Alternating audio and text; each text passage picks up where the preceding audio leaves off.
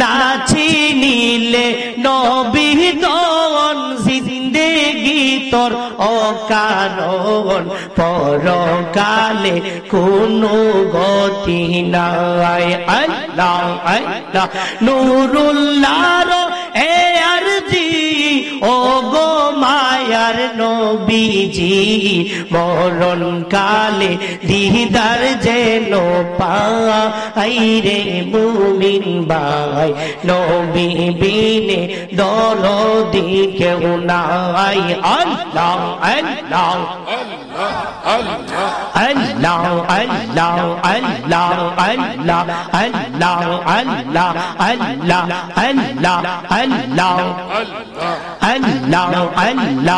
আল্লাহ আল্লাহ আল্লাহ আল্লাহ আল্লাহ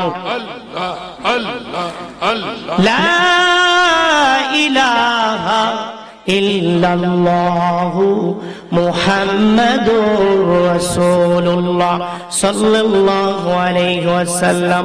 সকলে জবান খুলে বলেন আমাদের জবানের মালিক কে? এই আওয়াজে মানা যাবে না, বড় করে বলেন কে? आज ले उनका पाना, आज ले उनका पाना, आज मदद मांगुन से हेरो मेरे के बाना मत में अगर माना गाया। আলা হযরত আজিমুল বরকত বলেন যেই জায়গার মধ্যে আল্লাহর সম্মান বর্ণনা করা হয়, যেই জায়গার মধ্যে দয়াল নবীজির সম্মান বর্ণনা করা হয়, এটা দুনিয়ার কোনো সাধারণ জায়গা না। এই জায়গার মধ্যে যতক্ষণ বান্দা বসবে ততক্ষণ তার আমল নামার মধ্যে নেকি দিয়ে ভরপুর করা হবে। শুধু তাই না, ওই সময় যদি কোনো বান্দা মারা যায় তার আমল নামার মধ্যে আল্লাহ শহীদি মরণ দান করবে। কিসের মরণ?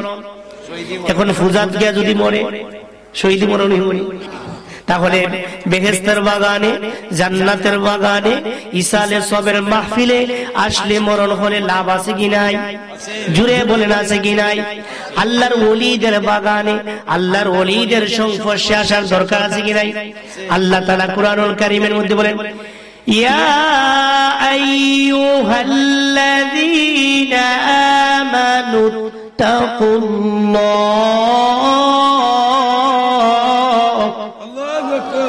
ওয়া কুনু মা'আস সাদিকিন। আল্লাহ বলেন ইমানদার তোমরা আমি আল্লাহকে ভয় করো, আর আমি আল্লাহকে ভয় করার পাশাপাশি তোমরা সত্যবাদী তথা আল্লাহর ওলিদের সঙ্গী হও। আল্লাহ জানতে মনে চায় এই দরবেশপুর মাহফিল থেকে আমরা সবাই জানতে চাই কেন আল্লাহর সঙ্গী হব, কেন আল্লাহর ওলির সঙ্গী হব, কেন আল্লাহর ওলির দরবারে যাব। আল্লাহ বলেন এই জন্য তোমরা আল্লাহর ওলির সঙ্গী হইবা, এই জন্য তোমরা আল্লাহর ওলির দরবারে যাইবা। কেন? আল্লাহ বলেন ইন্না রাহমাতাল্লাহি করিবুম মিনাল মুহসিনিন। আল্লাহ বলেন আমি আল্লাহর রহমত রয়েছে আল্লাহর ওলিদের দরবারে। কার দরবারে? যিনি বলেন ওলিদের দরবারে। কার রহমত? আমরা আল্লাহর রহমত চাই কি চাই না? যিনি বলেন চাই কি চাই না? তাহলে আমরা আল্লাহর রহমত প্রাপ্ত কিছু মানুষের কথা শুনবো। শুনতে রাজি আছেন? যিনি বলে আসেননি, তাহলে আসুন আমরা কুরআনুল কারীমের ২য় নম্বর সূরা থেকে সামান্য কিছু আলোচনা শুনবো। সামান্য কিছু আলোচনা শুনবো যে কুরআনুল কারীমের মধ্যে আল্লাহ তাআলা কুরআনুল কারীমের ২য় সূরার মধ্যে আল্লাহ পাকের মায়ার বান্দাদের কিছু কথা তুলে ধরেছেন। ওই কথাগুলো আমরা শুনবো এবং মানতে এবং আমল করতে চেষ্টা করব। সকলে বলি ইনশাআল্লাহ। আল্লাহ বলেন বিসমিল্লাহির রহমানির রহিম আলিফ লাম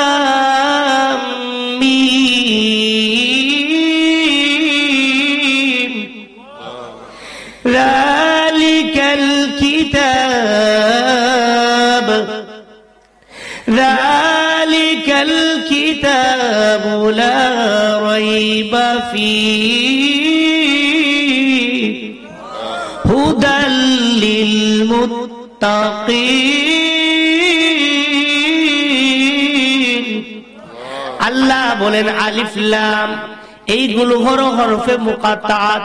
কুরআনুল কারীমের মধ্যে 19টি সূরার শুরুতে এসেছে হরফে মুকাত্তাআত, যেইগুলোর অর্থ সম্পর্কে মাওলা আলী, হযরতে আবু বকর, হযরতে ওমর, হযরতে উসমান, হযরতে আব্দুল্লাহ ইবনে মাসউদ রাদিয়াল্লাহু তাআলা আনহু সহ সমস্ত অধিকাংশ সাহাবায়ে কেরাম বলেছেন এইগুলোর অর্থ আল্লাহ সারা পৃথিবীর কেউ জানে না। এইগুলোর অর্থ পৃথিবীর কেউ জানে না। কে জানেন? আল্লাহ। কে জানেন? আল্লাহ।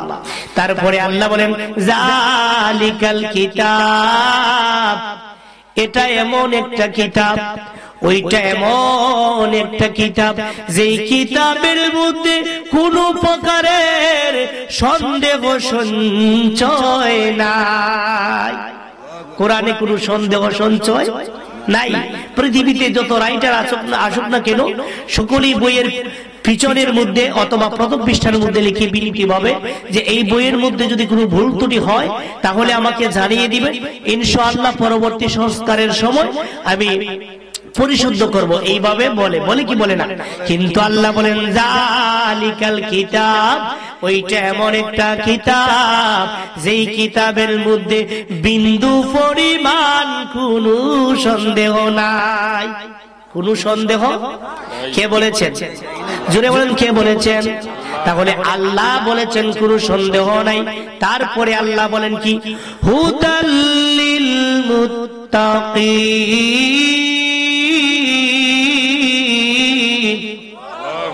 এই কিতাব হলো মুত্তাকিদের জন্য হেদায়েত। মুত্তাকিদের জন্য কি? এখন মুত্তাকি কারা? মুত্তাকিদের কথা কেন আল্লাহ বললেন?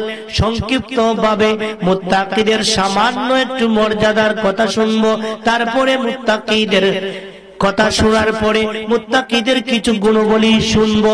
এই গুণাবলী আমাদের জীবনে বাস্তবায়িত করতে চেষ্টা করব। আল্লাহ তাআলা কুরআনুল কারীমের মধ্যে জানিয়ে দিলেন মুত্তাকিদের পরিচয় দিতে গিয়ে 27 নম্বর পারা সূরা যুখরুফের মধ্যে আল্লাহ তাআলা বলেন ওয়াল আখিরাতু ইনদা রাব্বিকা লিল মুত্তাকিন। আল্লাহ বলেন মুত্তাকিদের জন্য দুনিয়াতে শুধু নয়, আখিরাতে রয়েছে সম্মানজনক ব্যবস্থা। শুধু তাই না, আল্লাহ তাআলা কুরআনুল কারীমের মধ্যে সূরা তুরের 27 নং আয়াতের মধ্যে আল্লাহ বলেন ইন্নাল মুত্তাকিনা ফি জান্নাতি ওয়া উয়ুন। আল্লাহ বলেন মুত্তাকিদের জন্য রয়েছে ঝর্ণা বিশিষ্ট জান্নাত। শুধু তাই না, আল্লাহ তাআলা কুরআনুল কারীমের মধ্যে বলেন ইন্নাল মুত্তাকিনা ফি জান্নাতি ওয়া নাঈম। আল্লাহ বলেন মুত্তাকিদের জন্য রয়েছে আরামদায়ক ভোগ বিলাসপূর্ণ জান্নাতের সুব্যবস্থা। শুধু তাই না, আল্লাহ তাআলা কুরআনুল কারীমের মধ্যে বলেন ইন্নাল মুত্তাকিনা ফি মাকামিন আমিন। আল্লাহ বলেন মুত্তাকিদের জন্য রয়েছে নিরাপদ আশ্রয়স্থল। মুত্তাকিদের কোনো ভয় নাই। এখন মুত্তাকিদের জন্য এত সম্মান, মুত্তাকিদের এত মর্যাদা, মুত্তাকিদের এত ফজিলত, তাহলে কিভাবে মুত্তাকি হওয়া যায় এইগুলো আমরা শুনবো এবং আমরা মুত্তাকি হতে চেষ্টা করবো বলে ইনশাআল্লাহ। আমরা মুত্তাকি হতে চাই কি চাই না? যারা বলেন চাই কি চাই না, তাহলে 5টা গুণ যদি আমরা অর্জন করতে পারি মুত্তাকি হওয়া যাবে। কয়টা গুণ? জোরে বলেন কয়টা? 5টা গুণের কথা বলবো। মুত্তাকি হতে হলে কয়টা গুণ অর্জন করতে হবে? 5টা। এই ব্যাপারে আল্লাহ কুরআনুল কারীমের মধ্যে সূরা বাকারা প্রথম থেকে শুরু করে 5 নাম্বার আয়াত পর্যন্ত আল্লাহ তাআলা তেলাওয়াত করেছেন। আল্লাহ বলেন 1 নাম্বার গুণ, আল্লাযীনা ইউমিনুনা বিল গায়ব। মুত্তাকিদের 1 নাম্বার গুণ হলো তারা গায়েবের প্রতি বিশ্বাস রাখে। জাহান্নাম আপনারা দেখছেন? দেখছি না। জান্নাত আমরা দেখছি, আখিরাত আমরা দেখছি, কবর আমরা দেখছি। কবর কই দেখলেন? কবরের উপর না দেখছেন, ভিতর দেখছেন। উপরে তো কবর বলে না, মাটির নিচকে কবর বলা হয়। মাটির নিচকে কি বলা হয়? কবর বলা হয়। তাহলে কবর আমরা দেখি নাই, হাসর আমরা দেখি নাই, মিজান আমরা দেখি নাই, ফুলসিরাত আমরা দেখি নাই, জান্নাত আমরা দেখি নাই, জাহান্নাম আমরা দেখি নাই। এইগুলোর প্রতি বিশ্বাস করা, ওই গায়েবের প্রতি বিশ্বাস করা 1 নাম্বার গুণ হলো মুত্তাকিদের। তাহলে আমরা আমাদের এই বিশ্বাস আসেনি? যারা বলে আসেনি, আছে। 2 নাম্বার গুণ কি? আল্লাহ বলেন ওয়ায়ুকিমুনাস সালাত। মুত্তাকিদের 2 নাম্বার গুণ হলো তারা নামাজি, তারা নামাজ কায়েম করে। তারা নামাজি, তারা কি করে? নামাজ কায়েম করে। এই নামাজের গুরুত্ব আছে কি নাই? জোরে বলে আছে কি নাই? আমাদের তো কত তো নামাজ কত দিকে যায় কোনো খেয়াল নাই, ঠিক না বেটি? কোনো খেয়াল নাই। আসেন বাবারা আমার, আমি বলেছিলাম প্রথমেই মাওলা আলীর কথা, বলছি কিনা? আমাদের দেশে অনেকে বলে আলীকে আবার কেমনে মৌলা বলা হয়, বলে কি বলে না? কিতাবের নাম হলো তিরমিজি শরীফ, 5 নম্বর খণ্ড, 396 নম্বর পৃষ্ঠা, 3744 নং হাদিস। নবীজি বলেন মান কুনতু মাওলাহু ফালিউ মাওলা। নবী বলেন আমি নবী যার বন্ধু, আলীও হলো তার বন্ধু। বেলায়েতের সম্রাট হলেন আলী। বেলায়েতের সম্রাট কে? জোরে বলেন বেলায়েতের সম্রাট কে? বেদায়া ওয়ান নিহায়া কিতাবের 6 নম্বর খণ্ড 79 নম্বর পৃষ্ঠার মধ্যে এসেছে, আমার নবী আপনার নবী একদিন আসরের নামাজ আদায় করে, আসরের নামাজের পরে মাওলা আলীর বাড়িতে গেলেন। কার বাড়িতে? আলী রাদিয়াল্লাহু তাআলা আনহুর বাড়িতে গেলেন। এখন আপনাদের কাছে জানতে চাই, আমার নবী যার বাড়িতে যাবে তার মতো কি খুশি পৃথিবীর জমিনে আর কেউ হতে পারে? জোরে বলেন পারে? আলী রাদিয়াল্লাহু তাআলা আনহু যেই মাত্র আমার নবীজি গেছেন, আলী নবীজিকে দেখার সাথে সাথে সালাম দিয়ে বলেন আসসালাতু ওয়াসসালামু আলাইকা ইয়া রাসূলুল্লাহ। নবী গো, ও মায়ার নবী, আপনার কদমে আমার সালাম। নবী বললেন আলী রে, আমি নবী তোমার কুলে একটু বিশ্রাম নেব। জোরে বলেন না, আমি তোমার কদমে একটু কি নিব? তোমার কোলে একটু কি নিব? বিশ্রাম নেব।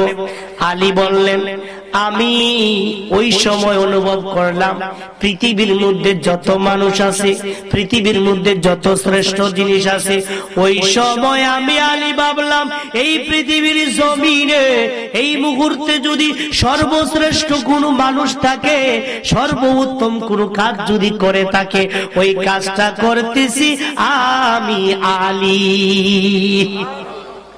আলী বসে পড়লেন। আমার নবী মাথা মুবারক আলীর উরুর মধ্যে লাগিয়ে শুয়ে গেলেন। সুবহানাল্লাহ বলেন। কি করলেন? শুয়ে গেলেন, চোখটা বন্ধ করে নবী আরাম করতেছেন। আলী বলেন যেই মাত্র দয়াল নবী আমার উরুর মধ্যে মাথা মুবারক রাখলেন রে, ওই মুহূর্তে আমি আলী আর আলী রইলাম না। আলী বলেন আমি যখন জমিনের দিকে তাকাইলাম, জমিনের দিকে যখন তাকাইলাম, নিচ দিকে যখন তাকাইলাম, আমি দেখলাম 7 জমিনের নিচের অংশ, আমি জমিনের নিচে স্বর্ণের খনি, হীরার খনি, মণিমুক্তার খনি সব কিছু আমি দেখতে পেলাম। আমি আলীর নিকটে এই পৃথিবীর জমিনে কি আছে?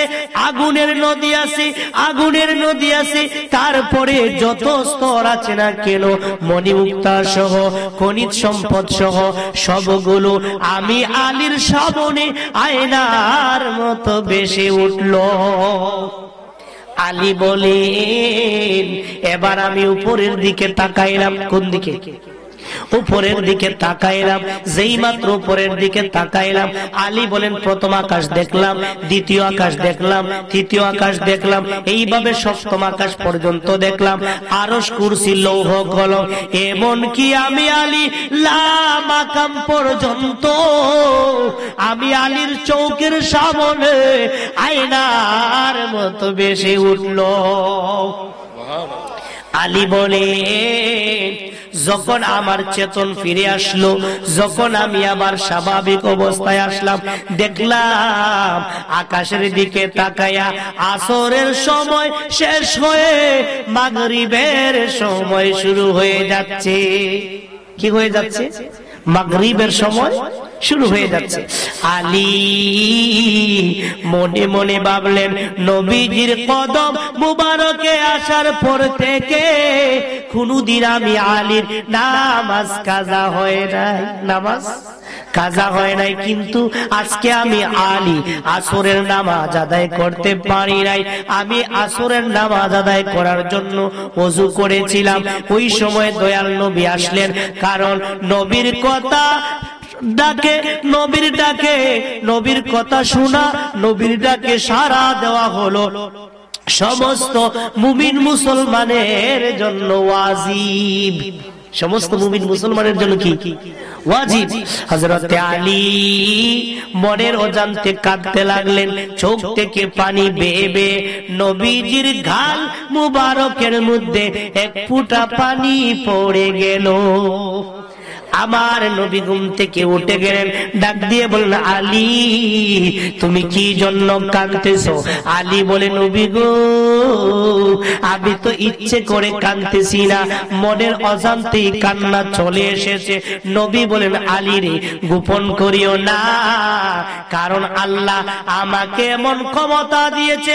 এই ব্যাপারে দয়াল নবীজি মুসলিম শরীফের হাদিসের মধ্যে, মিশকাত শরীফের 512 নম্বর পৃষ্ঠার মধ্যে নবীজির সাহাবী হযরতে সাওবান রাদিয়াল্লাহু তাআলা আনহু বলেন, আল্লাহর হাবিব বলেছেন, ইন্নাল্লাহা জাওয়ারিয়াল আরদ ফারাইতু মাশারিকাহা মাগারিবাহা। আল্লাহ তাআলা আমি নবীকে এমন ক্ষমতা দান করেছেন, এমন মর্যাদা দান করেছেন, এমন সম্মান দান করেছেন, আমি নবী পৃথিবীর পূর্ব থেকে পশ্চিম পর্যন্ত, উত্তর থেকে দক্ষিণ পর্যন্ত যা কিছু আছে সব কিছু আমার হাতের তালুর মতো দেখতে পাই। নবীজি সামনে যেমন দেখতেন, পিছনেও ঠিক দেখতেন। নবীজি ডানে যেমন দেখতেন, বামেও তেমন দেখতেন। নবীজি জাগ্রত অবস্থায় যেমন দেখতেন, নবীজি শুইলেও তেমন দেখতেন। সুবহানাল্লাহ বলেন। আমরা ঘুমাইলে আর দেখিনি, যারা বলেন দেখিনি, আমরা চোখ বন্ধ করলে আর দেখিনি। তাহলে নবী দেখেন, তাহলে যদি নবী দেখেন, নবীকে আল্লাহ জানিয়ে দেন, তাহলে নবীর সাথে আমাদের পার্থক্য আছে কি নাই? যদি বলে আছে ভাই, নবী যে নূর, নূরের নবী, নবী যে নূর, নূরের নবী আমার মতো নয়, আমার মতো নবী মানুষ কাফেরেরা কয়, আমার মতো নবী মানুষ মুনাফিকে কয়। হযরত আলী বলেন, আমি চোখ দিয়ে যখন পানি বের করে কাঁদতে লাগলাম, নবী বললেন, আলী রে, তোমার কি ওযু আসেনি? কয় নবী আছে। কয় তাহলে এই মুহূর্তে তুমি নামাজের মুসল্লায় দাঁড়িয়ে যাও। সুবহানাল্লাহ বলেন। আলী বলে নবী গো আসরের সময় তো শেষ হয়ে গেছে, আসরের সময় তো শেষ হয়ে গেছে, মাগরিবের নামাজের সময় ওয়াক্ত শুরু হয়ে গেছে। আমার নবী বলে আলী রে তুমি কি নামাজ পড়তে চাওনি? নামাজ পড়ার ইচ্ছা আছে রে আসরের নামাজ? আলী বলেন নবী আছে আসরের নামাজ আদায় করতে। নবী বললেন আলী রে তুমি দাঁড়িয়ে যাও, আমি নবী এই মুহূর্তে চন্দ্রটাকে, এই মুহূর্তে আমি নবী সূর্যটাকে আসরের ওয়াক্ত বানায়া দেব। তাহলে আমার নবী আঙ্গুলের ইশারায় চন্দ্রটাকে দুই খণ্ড করতে পারতেন, আমার নবীর আঙ্গুলের ইশারায় চাঁদ দুই খণ্ডিত হতে পারত, আমার নবীর আঙ্গুলের ইশারায় সূর্য স্থির থাকতো। তাহলে ওই নবীজির আঙ্গুল মুবারকের সাথে পৃথিবীর কোন আঙ্গুলের মিল আসেনি, কোন তুলনা চলবে? তোমার ক্ষমতা চলে আসমানে শুধু জমিনে নয়, তোমার ইচ্ছায় মাগরিবি থেকে উল্টো আসর হয়। তোমার ক্ষমতা চলে আসমানে শুধু জমিনে নয়, তোমার ইচ্ছায় মাগরিবি থেকে উল্টো আসর হয়। বাইতুল মুকাদ্দাস ছিল কিবলা সবারই, ঠিক না বেটি? মুসলমানের প্রথম কিবলার নাম কি? বাইতুল মুকাদ্দাস, ফিলিস্তিন। বাইতুল মুকাদ্দাস ছিল কিবলা সবারই, কাবা কিবলা হয়ে গেল ইচ্ছা তোমারই। আমরা নবীর ভিখারি, আমরা কার ভিখারি? জোরে বলেন আমরা কার ভিখারি? তাহলে বলেন আমরা নবীর ভিখারি। আমরা ওগো নবী প্যারা নবী তোমারি দরবার, যেতাই গেলে একবার যেতে চাই বারবার। দু জাহানে চলে ওগো তোমার জমিদারি, দু জাহানে চলে ওগো তোমার জমিদারি। আল্লাহ সব কিছুর মালিক তুমি বন্টনকারী, আমরা নবীর ভিখারি। আমরা জোরে বলেন আমরা নবীর ভিখারি। ওগো নবী প্যারা নবী তোমারি দরবার, যেতাই গেলে একবার যেতে চাই বারবার। দু জাহানে চলে ওগো তোমার জমিদারি, আল্লাহ সব কিছুর মালিক তুমি বন্টনকারী। আমরা নবীর ভিখারি, আমরা আমরা নবীর ভিখারি। সাল্লাল্লাহু আলা মুহাম্মদ সাল্লাল্লাহু আলাইহি, সাল্লাল্লাহু আলা মুহাম্মদ সাল্লাল্লাহু আলাইহি। লা ইলাহা লা জোড়ে লা ইলাহা লাহু লা ইলাহা লাহু লা ইলাহা ইল্লাল্লাহু লা ইলাহা ইল্লাল্লাহ লা ইলাহা ইল্লাল্লাহু লা ইলাহা ইল্লাল্লাহ সুবহানাল্লাহ ওয়ালহামদুলিল্লাহ লা ইলাহা লা ইলাহা লা ইলাহা লা ইলাহা ইল্লাল্লাহু মুহাম্মাদুর রাসূলুল্লাহ সাল্লাল্লাহু আলাইহি ওয়াসাল্লাম। বাবারা বন্ধুরা আমার, বর্তমানে যে মাসটা চলতেছে ওই মাসের নাম কি? রজব মাস। আল্লাহু আকবার। দেখছেন নি আশিকি রাসূল যারা তারা জানে আল্লাহু আকবার বলেন কেন? নবীজি বলেন সাহাবীরা রে, যেই দিন রজব মাস শুরু হবে, যখন থেকে রজব মাস শুরু হবে, তোমরা বেশি বেশি করে একটা দোয়া করবা। একদল সাহাবী দাঁড়ায়া বলে নবী গো কোন দোয়া করব, কি জন্য করব? আমার নবী বলেন ওই দোয়া করবা। এই দোয়াটা কি? আল্লাহুম্মা বারিক লানা ফিহি রজব ওয়া শাবান ওয়া বাল্লিগনা রমাদান। আমরা পারিনি, আমরা মোটামুটি কম বেশি পারি কিনা? নবী বললেন এই দোয়াটা করবা। এখন সাহাবীরা বললেন নবী গো, কেন আমরা এই দোয়া করব? কি জন্য আমরা এই দোয়া করব? আমার নবী বলেন ওই দোয়া এই জন্য করবা, এই রজব মাস হলো রজবু শাহরুল্লাহ, এই রজব মাস হলো আমার আল্লাহ পাকের মাস। মাশাআল্লাহ, সুবহানাল্লাহ। রজব মাস কার মাস? যারা বলেন রজব মাস কার মাস? আল্লাহর মাস। আমরা সামান্য সময় একটু ধৈর্য ধারণ করব। ধৈর্য ধারণ করতে রাজি আছি তো? একটু সময় আপনাদের ধৈর্য চাই এবং আপনাদের উপস্থিতি চাই। রাজি আছেন নি? সামান্য সময় ইনশাআল্লাহ আমরা 12টার ভিতরেই মুনাজাত দিয়ে দিব ইনশাআল্লাহ। আসুন বাবারা আমার, রজব মাসের কথা কেন বললাম? কারণ রজব মাস এত গুরুত্বপূর্ণ। আজ থেকে 1200 বছর আগের কিতাব নুজহাতুল মাজালিস কিতাবের মধ্যে আল্লামা আব্দুর রহমান সাফুরিয়া শাফঈ রহমাতুল্লাহ আলাইহি বলেছেন, তিনি বর্ণনা করেছেন একটা মহিলা ছিল, একজন একজন মহিলা ছিল। ওই মহিলা মারা যাওয়ার সময় তার ছেলেদেরকে কিছু ওসিয়ত করলো। কি করলো? ওসিয়ত। একটা হলো ওসিয়ত আর একটা হলো নসিহত। এই যে আমরা যতক্ষণ আলোচনা বলি, আমরা যত সময় ওয়াজ করি, এটাকে বলা হয় নসিহত। এটা কি? নসিহত মানে উপদেশ, নসিহত মানে কি? উপদেশ। আর ওসিয়ত মানে আদেশ। ওসিয়ত মানে কি? আদেশ। ওসিয়ত পূরণ করা ওয়াজিব। ওসিয়ত পূরণ করা কি? ওয়াজিব। যদি বাবা ওসিয়ত করে দেয়, বাবা যদি ওসিয়ত করে, বাবারে আমি মারা যাওয়ার পরে আমাকে তুমি এই মুকামের পাশে অথবা মসজিদের পাশে কবর দিও, এরকমের ওসিয়ত যদি করে যায়, আর আপনার যদি এই ওসিয়ত পূরণ না করেন গুনাহগার হবেন। কি হবেন? গুনাহগার হবেন। ওসিয়ত একটা আর নসিহত একটা। আসুন বাবারা আমার, রজব মাস যেই দিন থেকে শুরু হইতো, ওই মহিলার একটা আমল ছিল, ওই মহিলার একটা অভ্যাস ছিল। মহিলা সবুজ রঙের একটা পোশাক ছিল। কি রঙের? সবুজ রঙের একটা জামা ছিল। আমাদের বিভিন্ন কালারের জামা আছে কি নাই? আছে কি নাই? টাকার পরেও আমাদেরকে যখন ইমাম সাহেব জিগায়, অনেক মানুষে ভাই নামাজ পড়তেন না, হুজুর খাফর বালা নাই, আছে কি নাই? আছে না? যদি অনেক সময় হুজুর জিগায়, ইমাম সাহেব জিগায় যে ভাই যান নামাজের সময় হয়ে গেছে, আসেন নামাজ পড়ো, হুজুর নামাজ পড়তাম ঠিকই কিন্তু খাফর তো বালা নাই। তা আমি বলি রে ভাই, খাফর যদি বালা না হয় বাদ খাফর বিন্দু লাগিয়া, ঠিক কিনা? আমাদের কাপড়ের অভাব নাই, কিন্তু আমরা নামাজের সময় দেখবেন অনেক মানুষ জুম্মার নামাজও যায়, ওই দিকে তালি লাগানো, টুপি অর্ধেক সিরা অর্ধেক ফাড়া লইয়া যায়, ঠিক কিনা? অথচ মহান মুনিবের দরবারে হাজিরা দিবে ফাড়া কাপড় লইয়া যায়। আছে কি নাই? হয়তো আপনাদের ওই দিকে নাই, অন্যান্য জায়গায় তো আছে। আছে না? আছে।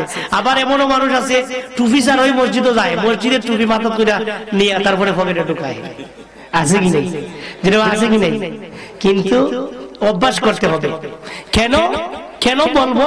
দেখেন কাপড়ের কতটুকু গুরুত্ব।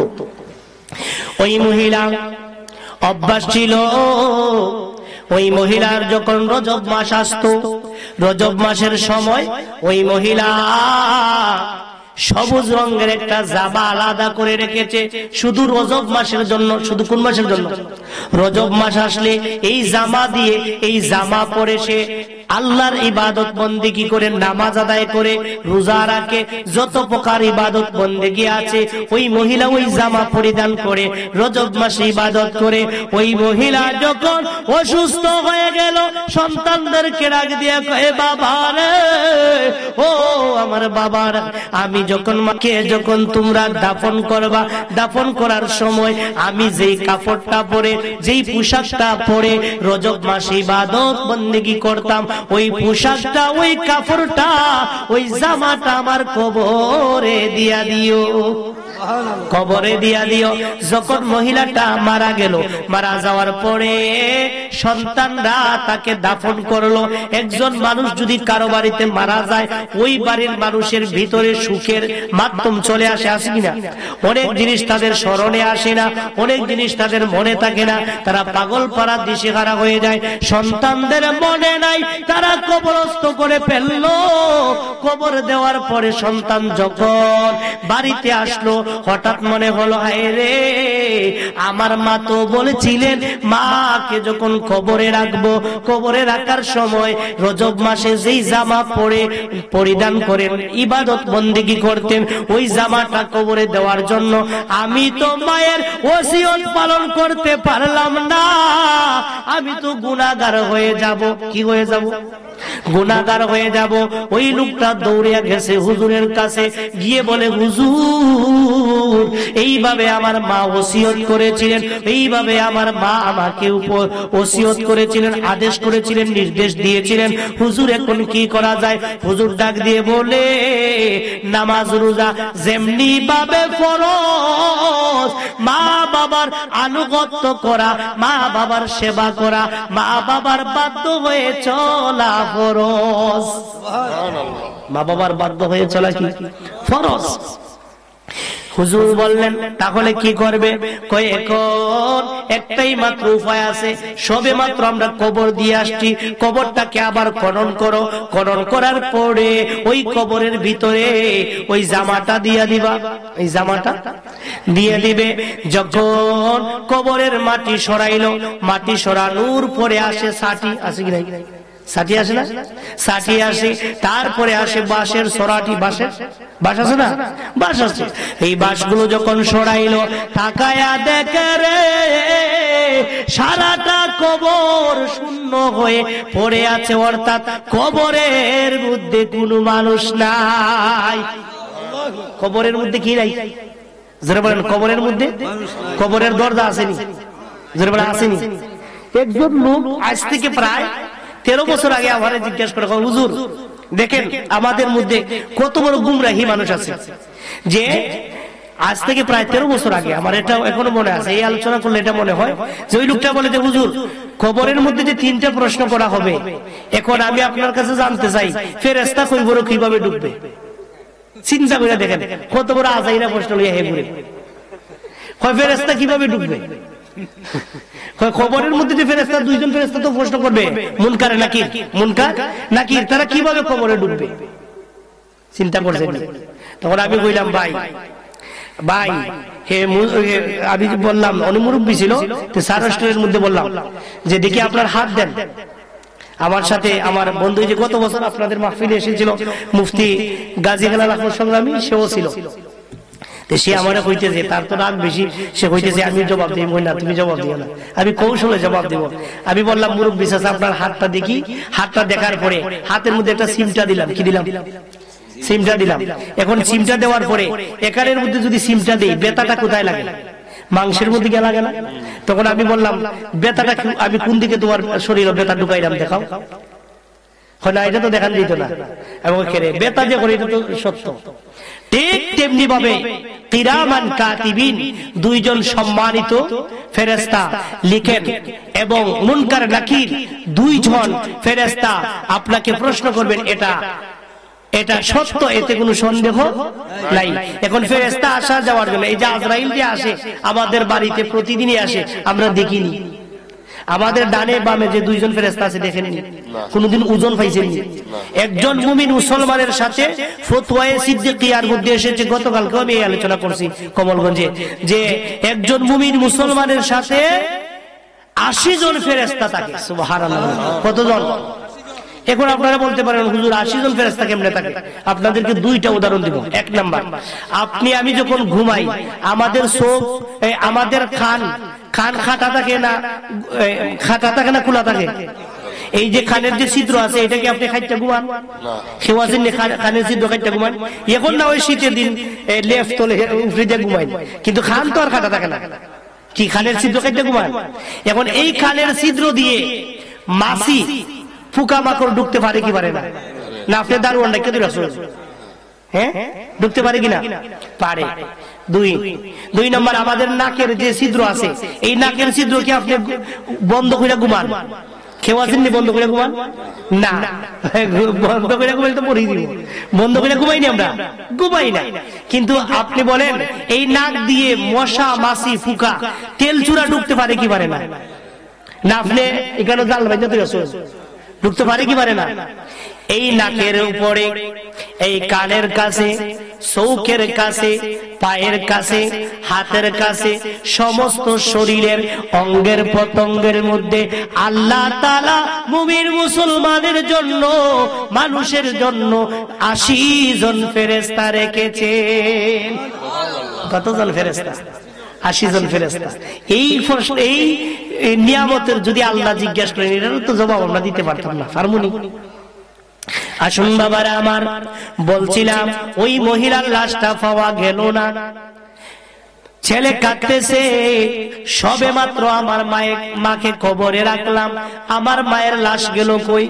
সবাই আশ্চর্যিত হয়ে গেল, লাশটা গেল কই? কোন দিকে তো লাশটা উঠায়া নেওয়া হলো না। কবরের মধ্যেও তো কোনো ছিদ্র নাই, কবরের মধ্যে কোনো চিহ্ন নাই, কোথায় লাশটা গেল? সবাই যখন অস্থির হয়ে গেল, আমার আল্লাহ গাইবী ভাবে জানিয়ে দিলেন, এরে আল্লাহর বান্দা, তোমরা কি জানো না আমি আল্লাহ বলেছি আমার হাবিবের মাধ্যমে এই রজব মাস হলো আমার মাস। রজব মাসে যারা ইবাদত বন্দেগী বেশি বেশি করে করবে, দিনের বেলায় রোজা, রাতের বেলায় ইবাদত বন্দেগী, নামাজ পড়বে, তাসবিহ তাহলিল করবে, কোরআন তেলাওয়াত করবে, পর্দা পুশিদা মেনে চলবে, অর্থাৎ রজব মাসে অন্য মাসের তুলনায় ইবাদত বেশি করবে। যেমন অন্য মাসে যদি আপনি 5 ওয়াক্ত নামাজের পাশাপাশি 5 রাকাত, 10 রাকাত, 20 রাকাত অথবা 4 রাকাত আপনি নফল পড়েন এক্সট্রা, এই মাসে যদি বেশি বেশি করে 100 রাকাত, 200 রাকাত প্রতিদিন করে পড়েন, এই যে নফল ইবাদত অর্থাৎ বেশি বেশি করে যারা ইবাদত বন্দেগী রজব মাসে করে, আল্লাহ বলেন ওই বান্দাকে আমি আল্লাহ পৃথিবীর সবাই ছেড়ে চলে যেতে পারে, আমি আল্লাহ তাকে একা রাখি না, আমি আল্লাহর কাছে নিয়ে যাই। কার কাছে নিয়ে যাই? এই জন্য রজব শাহরুল্লাহ, রজব হলো আল্লাহ পাকের মাস। সুবহানাল্লাহ। সব মাসই তো আল্লাহর মাস, কিন্তু কিছু মাসের মধ্যে পার্থক্য আছে কি নাই? যেরকম আছে কি নাই? সবাই কি চেয়ারম্যান হয়ে যায়নি? এখানেও যারা আছেন সকল মেম্বার নেই, সকল কি চেয়ারম্যান? সকল কি একটা প্রতিষ্ঠানের সুপার হইতে পারবো? সুপার কজন থাকে? একজন থাকে। সহকারী আছে, জুনিয়র আছে, আছে কি নাই? শ্রেণী বিভাগ আছে, আছে না? তো মাসের মধ্যেও শ্রেণী বিভাগ আছে। এর মধ্যে একটা মাস হলো রজব মাস। কি মাস? জেনে বলেন কি মাস? রজব মাস। তাহলে এই রজব মাস খুব গুরুত্বপূর্ণ। এই মাসে ইবাদত বন্দেগী বেশি বেশি করে করতে হবে। আল্লাহ পাকের একজন মায়ার বান্দা যুবক গভীর জঙ্গলের মধ্যে বেড়ায়। কিটা করে? গভীর জঙ্গলের মধ্যে বেড়ায়। একজন বৃদ্ধ মহিলা ওই যুবকটাকে ডাক দিয়া কয়, বাবারে কে তুমি?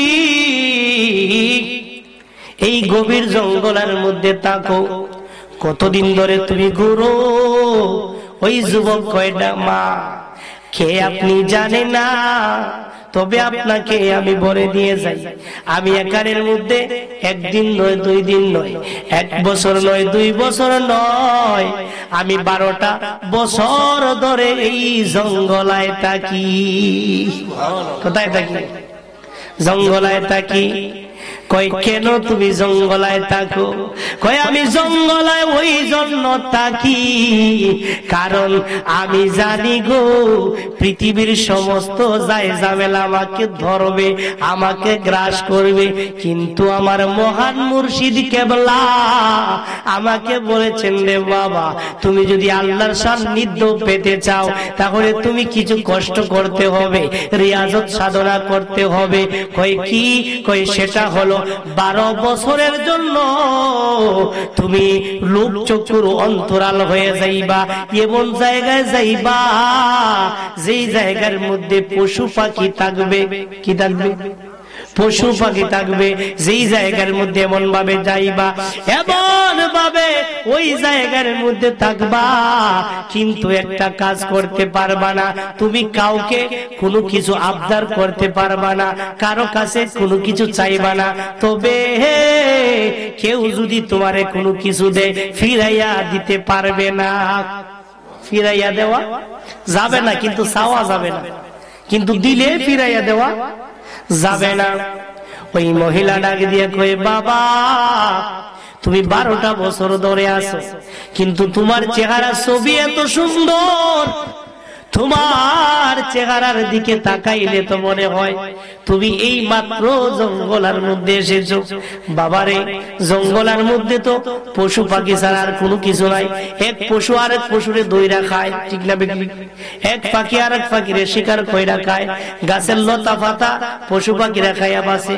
গাছের লতা পাতা খাইতে খাইতে শেষ করার পরে পশু পশুকে শিকার কইরা খায়, খায় কি খায় না? বাবারে, তুমি কেমন করে চলো, তুমি কিভাবে খাও? ওই যুবক ডাক দিয়া কয়, মা গো, আমার যখন খাবারের প্রয়োজন হয়, আমার যখন আহারের প্রয়োজন হয়, আমি খাবারের যখন প্রয়োজন হয়, আহারের যখন প্রয়োজন হয়, মনে মনে সামান্য একটু ধ্যান করি, সাথে সাথে আমি ঘুমন্ত অবস্থায় চলে যাই। হঠাৎ আমি অনুভব করি আমার মুখের মধ্যে অতি সুস্বাদু কি যেন দান করা হয়েছে। অতি সুস্বাদু কি যেন দান করা হয়েছে। আমি অনুভব করলাম এটা দুনিয়ার সাধারণ কিছু নয়, তবে একটা অনুভব করতে পারি, এটা দুধের মতো স্বাদ লাগে। কি লাগে? দুধের মতো স্বাদ লাগে। ওই মহিলা ডাক দিয়া কয়, বাবারে তুমি জানো নি এইটা কি? কয়, না, আমি তো ওই সময় চোখটা বন্ধ করে বসে থাকি, কিন্তু আমি জানি না কোথায় থেকে এই দুধটা আসে, কিভাবে আমার আহার আসে। ওই মহিলা ডাক দিয়া কয়, বাবা এই আহারটা আমার আল্লাহ তাআলা এমন ভাবে পাঠিয়ে দিয়েছেন, কারণ মান্নাহুল মাওলা ফালাহুল কুল, যে আল্লাহর জন্য হয়ে যায়, আল্লাহর জন্য সবকিছু ছেড়ে দিয়ে দেয়, বিসর্জন দিয়ে যায়, আল্লাহর প্রেমে প্রমাণিত হয়ে যায়, আল্লাহর রঙে রঙিন হয়ে যায়। পৃথিবীর সবকিছু, পৃথিবীর যত সৃষ্টিকুল আছে সবাই তার গোলাম হয়ে যায়। কি হয়ে যায়? গোলাম হয়ে যায়। সে যা বলবে তা হবে।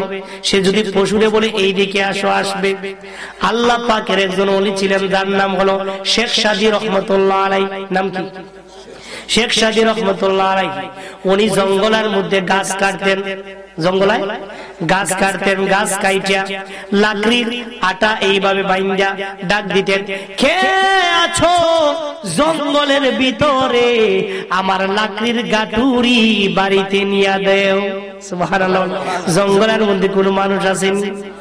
হঠাৎ শেখ সাদী রহমতুল্লাহ আলাইহি বলেন, আমি তাকায়া দেখি গো, জঙ্গল থেকে একটা ভাগ লেজ নাড়াইতে নাড়াইতে আমার দিকে আসে।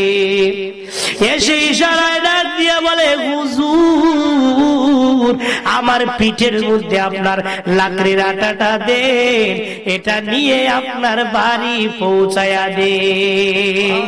আল্লাহর ওলিদের এমন ক্ষমতা আছেন, দিয়েছেন কে? জোরে বলেন, দিয়েছেন কে? আসেন বাবারা, সামান্য সময় আলোচনা করে শেষ করে দিব। ওই মহিলাটার কথা বলে শেষ করে দেই। যুবকটা ডাক দিয়ে কয়, মা আমি জানি না কোথায় থেকে আসে। কই, বাবারে তোমার মুখের মধ্যে যে দুধ আসে এটা অন্য কোনো কিছু না, আল্লাহ তাআলা জান্নাত থেকে তোমার জন্য একটা হরিণ পাঠিয়ে দিয়েছেন। যখন তোমার আহারের প্রয়োজন হয়, ওই হরিণটা তোমার মুখের সামনে এসে তার বানটা ধরে, আর বান থেকে, স্তন থেকে আপনি আপনি দুধ তোমার মুখে চলে যায়।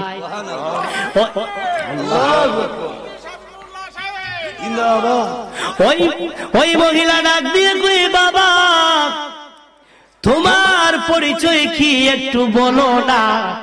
ওই মহিলাকে যুবক ডাক দিয়ে কয়, মা আমারে চিনো না, আমার নাম হলো শেখ ফরিদ। নাম কি? আল্লাহু আকবার। তাহলে আল্লাহর ওলিদের অনেক কাহিনী আছে কি নাই?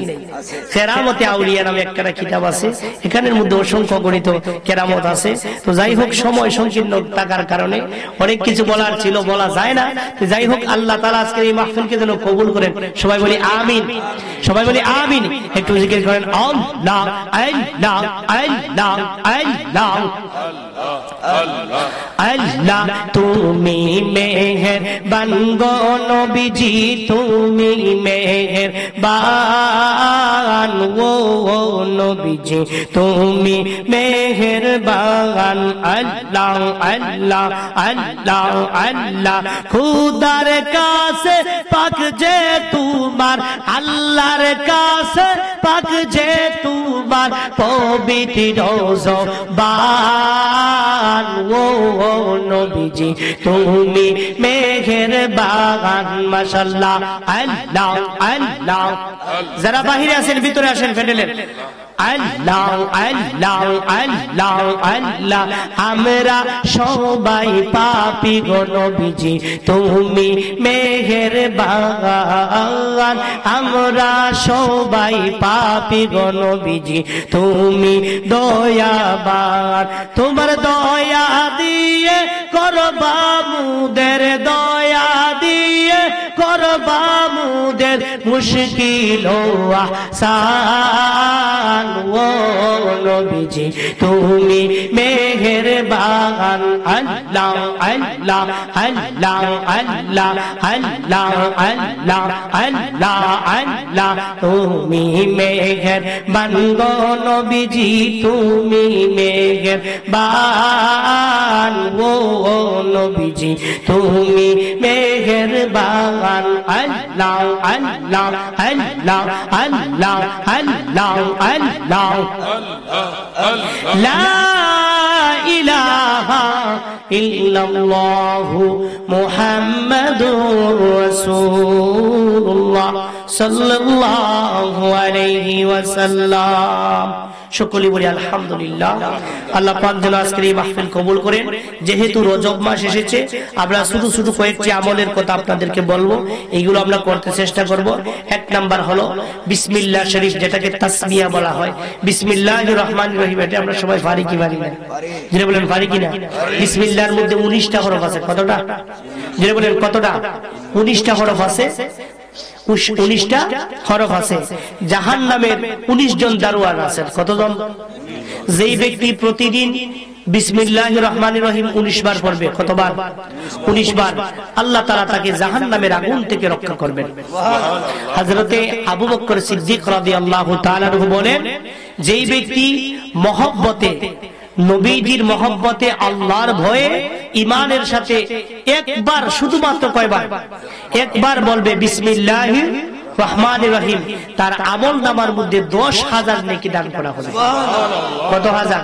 10,000। তাহলে আমরা বসে বসে, যেমন আমার মামা জনাব দুদু মিয়া চৌধুরী সাহেবের ওনার দোকান আছে, এইভাবে আরো অনেকের দোকান আছে কি নাকি? দোকানদার আছেন না? এই তো আমার ভাই একজন আছেন মিডিয়ার ভাই, ওনারও দোকান আছে, নাইবা টেলিকম না আছে। তো এইভাবে আমাদের অনেকের দোকান আছে, আছে না? আমাদের গাড়ি আছে, বাড়ি আছে, আমরা বসে থাকি। আমরা যদি বসে বসে বিসমিল্লাহির রহমানির রহিম বিসমিল্লাহির রহমানির রহিম বলি, নেকি আছে কি নাকি? আপনার যদি গোসল ফরজ না হয়, কি ফরজ না হয়?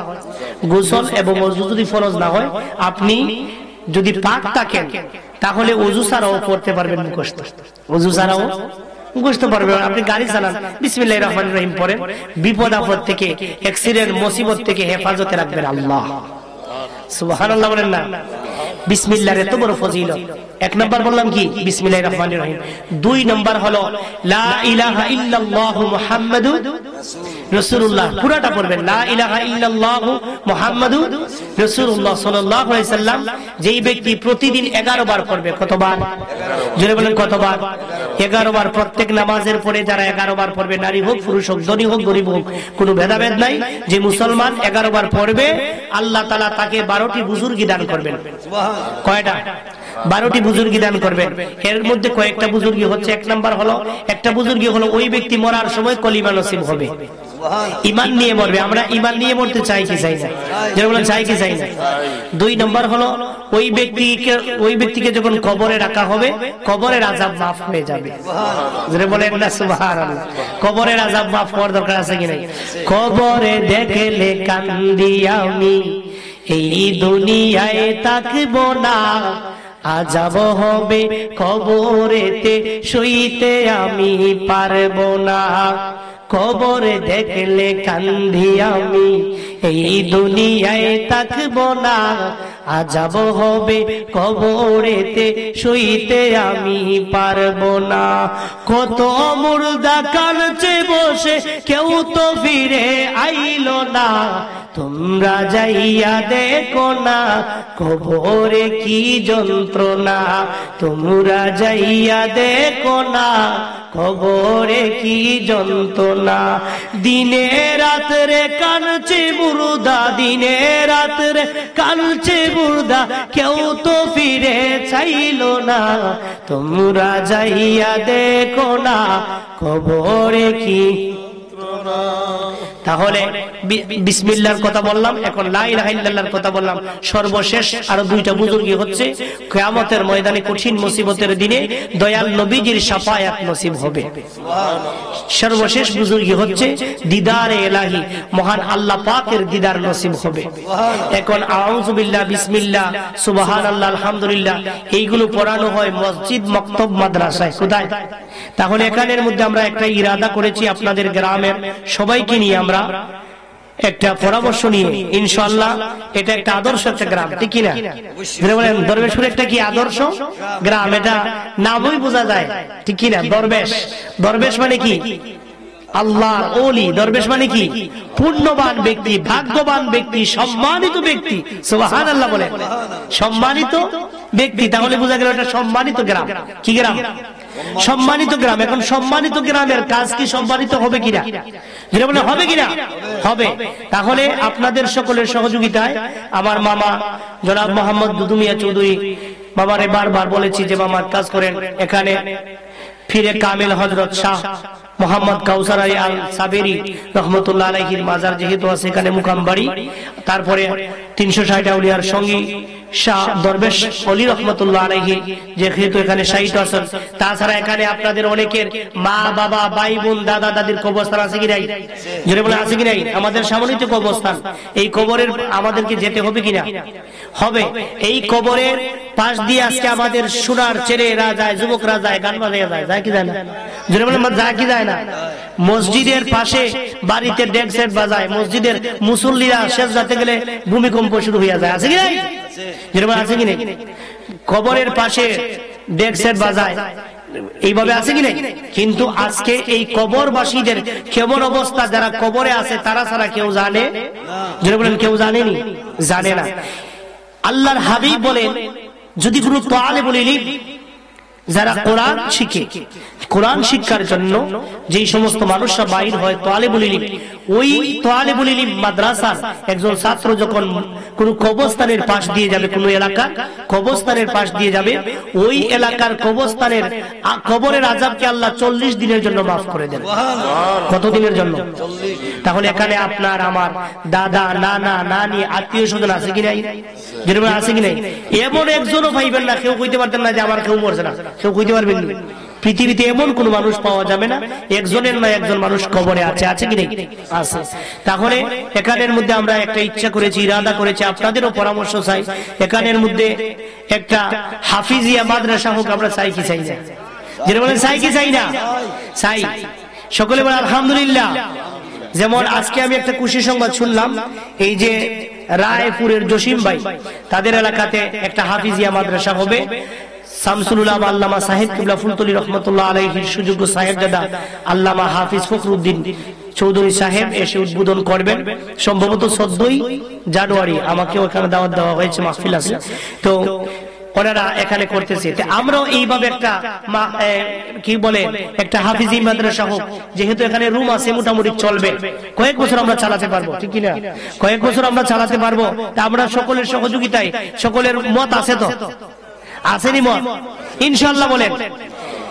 আমরা যে 1 টাকা দিবে, যে লক্ষ টাকা দিবে, উভয়ের সমান সব। সুবহানাল্লাহ বলেন।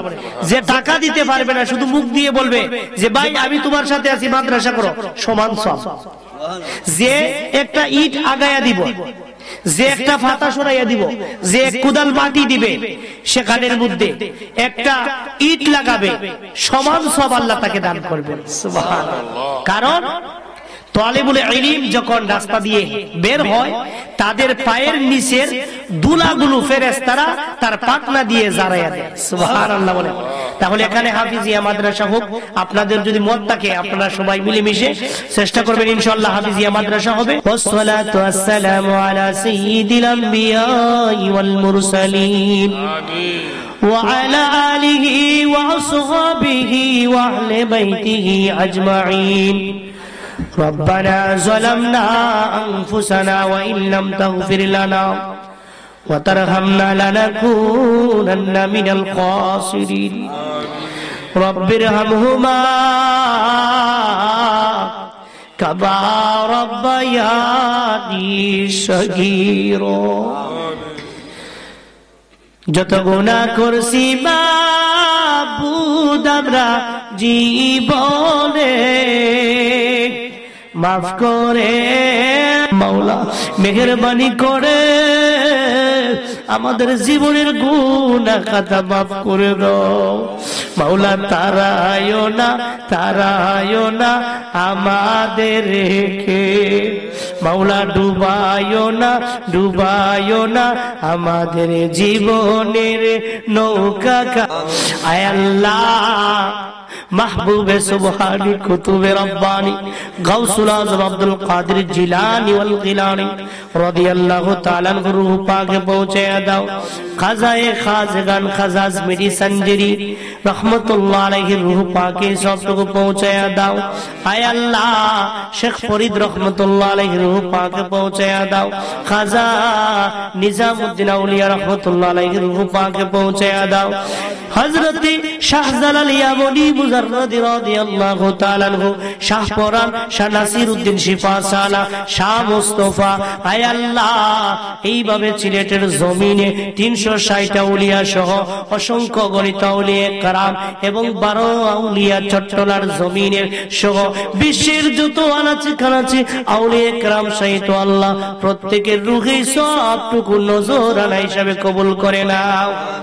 আয় আল্লাহ আমাদেরকে মাফ করে দাও, আমরা যারা অভাবী অভাব দূর করে দাও, ঋণগ্রস্ত যারা ঋণ পরিশোধ করার তৌফিক দাও, পেরেশানির মধ্যে যারা পেরেশানি দূর করে দাও, মুসিবতের মধ্যে যারা মুসিবত দূর করে দাও, অভাবী যারা অভাব দূর করে দাও, অসুস্থ যারা শিফায়ে কাবিলা দান ফরমাও। আয় আল্লাহ বিশেষ করে এই মাহফিল কমিটির সাথে যারা জড়িত আছেন, ডক্টর নুরুল ইসলাম সাহেব সহ এই কমিটির যারা আছেন সভাপতি, সহ সভাপতি, সদস্য সহ মোহাম্মদ দুদুমিয়া চৌধুরী সাহেব সহ, আয় আল্লাহ জিরু মিয়া সাহেব সহ, আয় আল্লাহ এই দরবারের এই মহান দরগা শরীফের যারা মুরিদান মুহিব্বিন আছেন নারী পুরুষ সহ আল্লাহ সকলকে কবুল মঞ্জুর করে নাও, দুনিয়া আখিরাতে সম্মানী বানায়া দাও। আয় আল্লাহ সর্বপ্রকার বালা মুসিবত বিপদ আপদ দুর্ঘটনা থেকে হেফাজতে রাখিও। আয় আল্লাহ বিশেষ করে আজিজুর রহমান ভাইয়ের বাড়িতে সমস্ত উলামায়ে কেরাম সহ মেহমানদের কানির আয়োজন করলেন, আল্লাহ কবুল মঞ্জুর করে নাও। আয় আল্লাহ তোমার মায়ার বান্দার আব্বা যদি আজকে বেঁচে থাকতেন কতই না খুশি হইতেন। আল্লাহ তোমার মায়ার বান্দার আব্বার কবরকে জান্নাতের বাগান বানায়া দাও, কবরের জিন্দেগি শান্তির জিন্দেগি হিসাবে কবুল করে নাও। আয় আল্লাহ বিশেষ করে বিদেশ থেকে বিভিন্ন কান্ট্রি থেকে বিভিন্ন দেশ থেকে প্রবাসীরা লন্ডন আমেরিকা সহ বিভিন্ন জায়গা থেকে যে যেভাবে সার্বিক সহযোগিতা আর্থিক সহযোগিতা করেছেন আল্লাহ দুনিয়া আখিরাতে সম্মানী বানায়া দাও। আয় আল্লাহ আমার শফিক ভাই সহ আরো যারা এই মিলাদ মাহফিলের মধ্যে আল্লাহ শরীক হয়েছেন, এই ওয়াজ মাহফিলের মধ্যে যারা শরীক হয়েছেন, যারা যেইভাবে আর্থিক সহযোগিতা করেছেন সকলকে কবুল আর মঞ্জুর করে নাও। আয় আল্লাহ বিদেশের জমিনে আপন বলতে কেউ নাই, তুমি আল্লাহ তোমার মায়ের বান্দাদের হাফিজ আর জামিনদার হইয়া যাইও। আয় আল্লাহ সর্বপ্রকার বালা মুসিবত বিপদ আপদ থেকে হেফাজতে রাখিও। আয় আল্লাহ এই এলাকার সহ তাম বিশ্বের যত মুমিন মুসলমান কবরে আছেন প্রত্যেকের কবরকে জান্নাতের বাগান বানায়া দাও। আল্লাহ যা কিছু বলা হয়েছে আর যা কিছু বলা হয় নাই সবগুলো কবুল আর মঞ্জুর করে নাও। আজকের এই সুন্নি সালাত কবুল আর মঞ্জুর করে নাও। আয় আল্লাহ বিভিন্ন এলাকা থেকে আমার ভাই বাবারা মুরব্বীরা এসেছেন, মা বোনেরা এসেছেন, সকলকে কবুল আর মঞ্জুর করে নাও। আয় আল্লাহ প্রত্যেকের মনের নেক আশাগুলো পূরণ করে দাও। আয় আল্লাহ সহি সালামতে আপন আপন গৃহে প্রবে যাওয়ার তৌফিক দাও। আয় আল্লাহ আজকের মাহফিল কবুল আর মঞ্জুর করে নাও। বিশেষ করে এখানে যারা আমরা যারা হাত বাড়াইলাম, আল্লাহ আমাদের সকলের মা বাবা, ভাই বোন, দাদা দাদি, নানা নানি, চাচা চাচি, মামা মামি, খালা খালু, শ্বশুর শাশুড়ি, স্ত্রী, ছেলে মেয়ে, আত্মীয় স্বজন, পাড়া প্রতিবেশী, বংশ বুনিয়াদ, আলে আওলাদ, মায়ের মানুষ, হকদার, দাবিদার, জিন্দা মুর্দা প্রত্যেকের কবুল আর মঞ্জুর করে নাও। আয় আল্লাহ যা কিছু বলা হয়েছে, আয় আল্লাহ আপনার মুর্দা ঘরকে মাফ করে দাও, তাদের কবরকে জান্নাতের বাগান বানাইয়া দাও। আয় আল্লাহ ফিলিস্তিনের মুসলমান, মিয়ানমারের মুসলমান, আফগানিস্তানের মুসলমান, ভারতের মুসলমান সহ বিশ্বের যত মুমিন মুসলমান নির্যাতিত আছেন, সমস্ত মুমিন মুসলমানের জান মাল ইমানের হেফাজত রাখি আল্লাহ। আল্লাহ আমাদের ভাই বন্ধুরা যারা ব্যবসায়ী আছেন, ব্যবসার মধ্যে রহমত আর বরকত দাও। আল্লাহ যারা কৃষি কাজ করেন, ক্ষেতের মধ্যে রহমত আর বরকত দাও। আল্লাহ আমরা হালাল রিজিক বাড়াইয়া দাও। সাল্লাল্লাহু তাআলা আলা খাইরি খালকি মুহাম্মাদিন ওয়া আলা আলিহি ওয়া সাহবিহি আজমাইন। আমিন বিহক লা ইলাহা ইল্লাল্লাহু মুহাম্মাদুর রাসূলুল্লাহ।